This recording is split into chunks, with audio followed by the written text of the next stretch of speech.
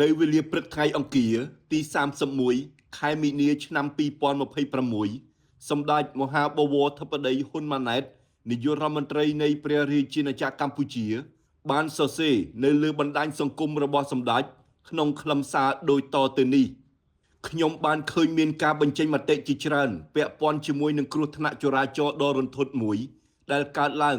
នៅយប់ថ្ងៃទី27ខែមីនាឆ្នាំ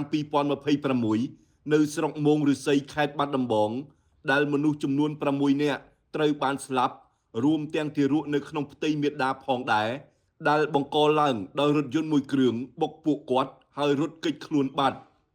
ជាមួយនឹងការសម្ដែងការសោកស្ដាយដល់ជនរងគ្រោះមានបងប្អូនមួយចំនួនក៏បានសម្ដែងការព្រួយបារម្ភអំពីការដែលអ្នកប្រព្រឹត្តអាចមិនត្រូវបានទទួលទោសដោយសារមានគ្រួសារជាមន្ត្រីជាដំបូងខ្ញុំសូមចូលរួមមរណទុក្ខជាមួយនឹងក្រុមគ្រួសារសពនៃជនរងគ្រោះទាំង6នាក់និងសូមវិញ្ញាណក្ខន្ធអ្នកទាំងអស់គ្នា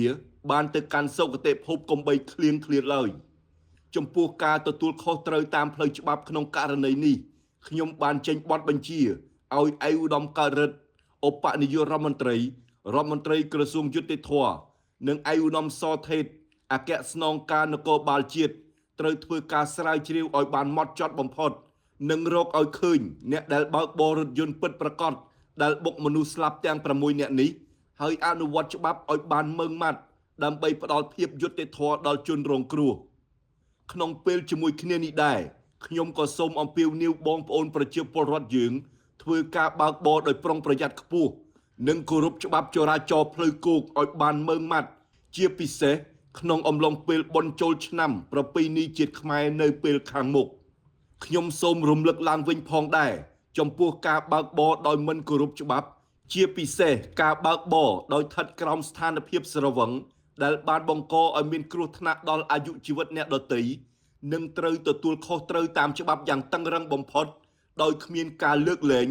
ដោយបានអនុវត្តនៅពេលកន្លងមកគណៈបញ្ជាការឯកភាពរាជធានីខេត្តជាពិសេសសមត្ថកិច្ចពាក់ព័ន្ធទាំងអស់ត្រូវយកចិត្តទុកដាក់អនុវត្តបទបញ្ជារបស់រាជរដ្ឋាភិបាលឲ្យបានម៉ឺងម៉ាត់ក្នុងការពង្រឹងសុវត្ថិភាពចរាចរណ៍ផ្លូវគោកក្នុងឱកាសដែលបងប្អូនប្រជាជនខ្មែរនឹងត្រូវធ្វើដំណើរទៅស្រុកកំណើតឬដំណើរកម្សាន្តពេលចូលឆ្នាំថ្មីប្រពៃណីជាតិខ្មែរ